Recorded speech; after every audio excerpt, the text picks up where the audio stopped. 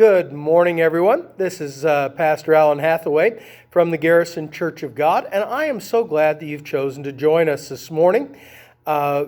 This morning, I'll be sharing about Gideon's sons. The book of Judges, chapter 9, is a very interesting period of time in the history of the people of Israel. It spans a period of 3 years. It takes place sometime right after the death of the man Gideon. Gideon died sometime around 1162 BC. He had been a successful leader of Israel. He had weaved his way through the complex political landscape at the end of the Bronze Age.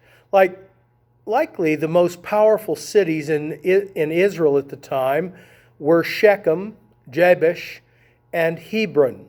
Shechem was a mixed Israelite and Canaanite city. Jabesh, which would eventually become Jerusalem, was still predominantly Canaanite. And the city of Hebron, far to the south, was mostly an Israelite community. All of these cities ran along the road that ran up the backbone of the mountainous terrain that separates the coastal plain of Israel from the Jordan Valley. It was clear that here in this rough terrain, the Israelites were the masters. The newly settling Philistines brought with them new military tactics and weapons that dominated the coastal plain. The most devastating of these new weapon systems was steel. The Iron Age was rising. Israelites and Canaanites were pushed off the fertile plains of the coastal region and into the hills by the superior numbers and techniques of these invaders. Gideon reigned as a judge for 40 years during this period of time. During his reign, Egypt went through 6 pharaohs.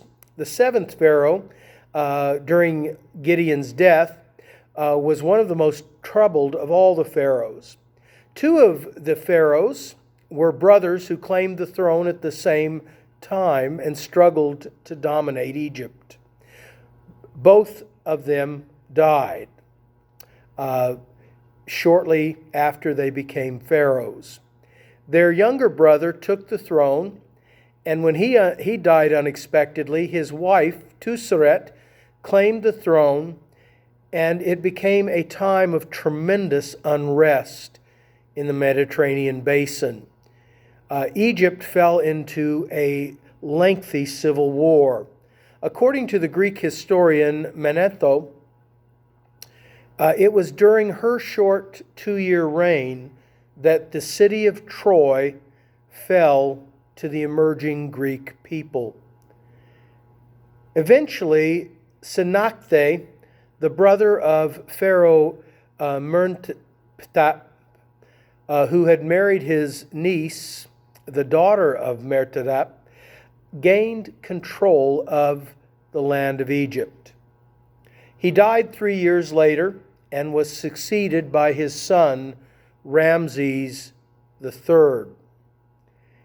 Ramses III would reign for 31 years. Most of that time was constant warfare and unrest for the country of Egypt. Ultimately, he would be assassinated by one of his wives who was trying to get her son placed on the throne of Egypt instead of the crown prince. The Libyans continued during his entire reign to foment rebellion within Egypt, and in Upper Egypt, the priesthood of Amun came to control Egypt, the upper part of Egypt, more and more, weakening the control of the pharaohs. In 1170, however, the greatest threat to Egypt came upon them. It is the year that marks the point of no return for the Bronze Age. After this, everything would change. A massive invasion of a group called the Sea Peoples hit Egypt. It was likely a migration associated with the destruction of Troy, which had been one of the last standing ancient cultures in the north. Massive migrations of people throughout the Mediterranean area began sometime around 1200. The process that followed was that ancient civilizations would be attacked by looting bands, huge groups of armadas of ships. Then roving bands of displaced peoples would move in to either complete the plunder or settle.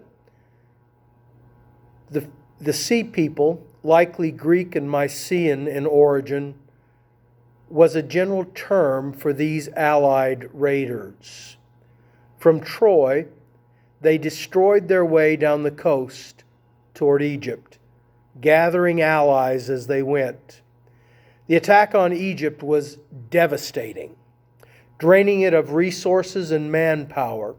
Ramses III fought these invaders to an eventual stalemate. And to placate them, his treaty with them allowed them to settle among the ancient Philistine peoples on the coastal plain of Canaan, who had also likely been of Mycenaean origin. These together would become the Philistines that Samson, Samuel, Saul, and David would fight over the next generations. Gideon died about 8 years after these events. He had 75 sons due to his large harem. He also had a concubine or a half-wife from Shechem, likely an attempt to reach out to this powerful city-state in his territory. With this woman, he had a son who was not considered legitimate in Israelite culture. His name was Abimelech. Abimelech convinced the leaders of Shechem to assist him with a coup against Gideon's sons. They gave him money to hire a band of mercenaries. He marched to the small city of Ophrah, which was Gideon's home and capital, and killed all 75 of his half-brothers, except the youngest, Jotham, who hid himself. Jotham would later stand on Mount Gerizim, challenging the misplaced loyalty of Shechem before fleeing to a small town called Bir in the land of Judah. It was likely under Philistine protection.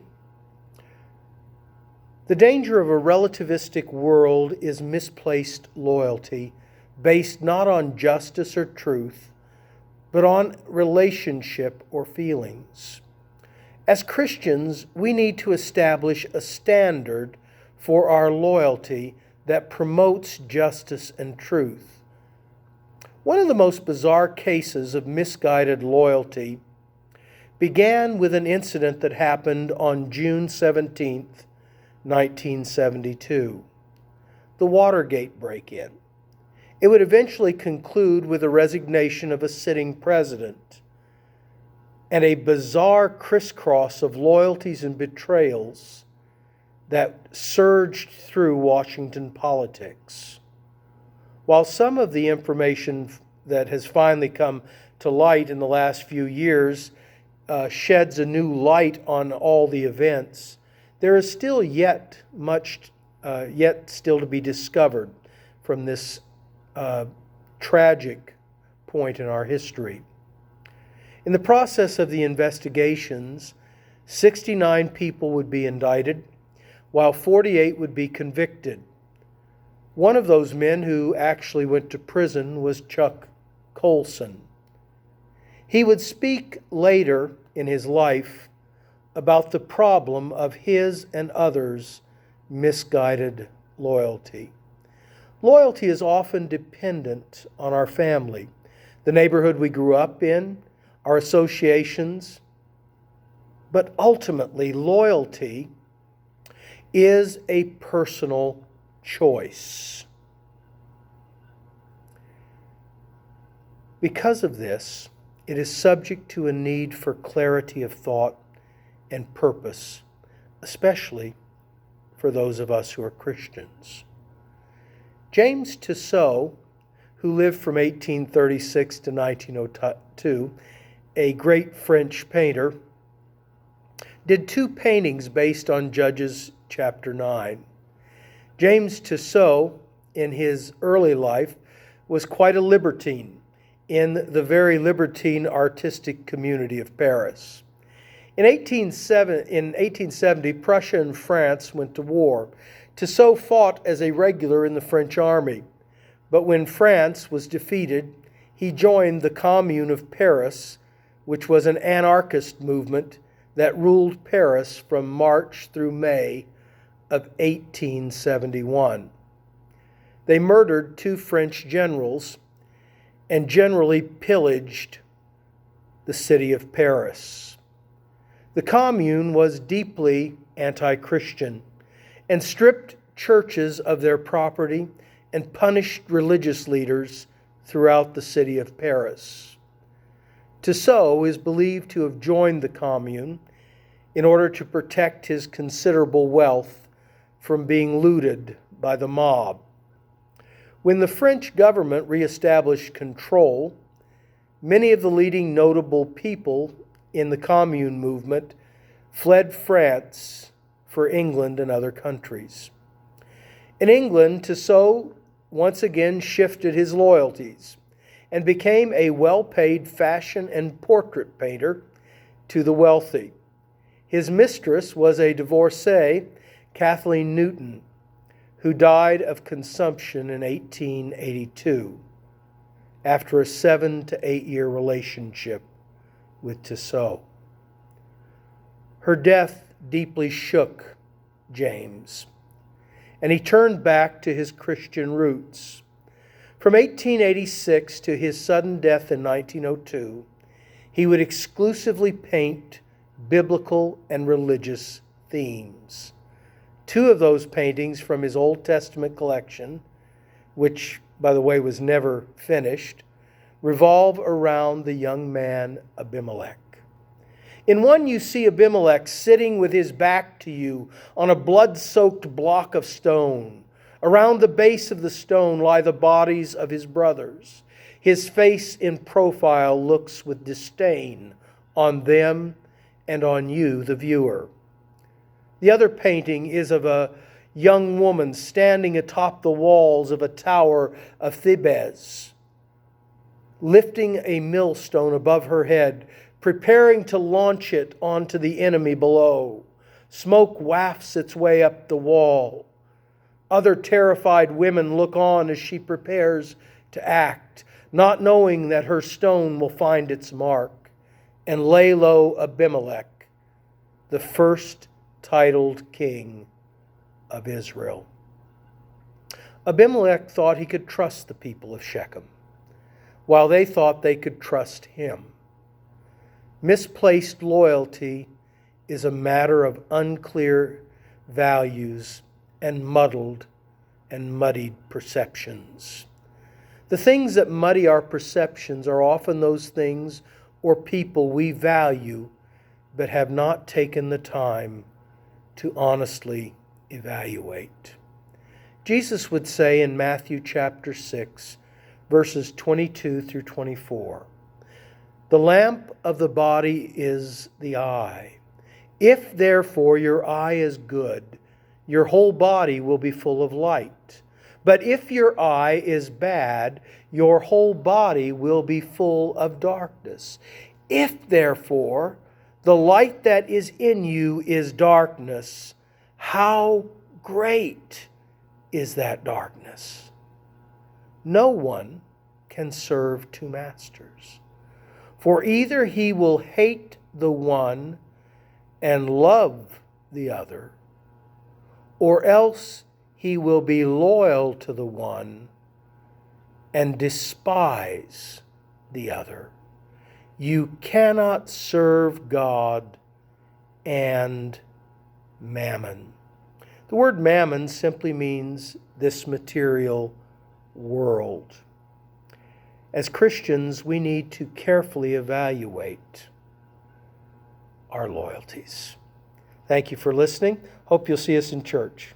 God bless.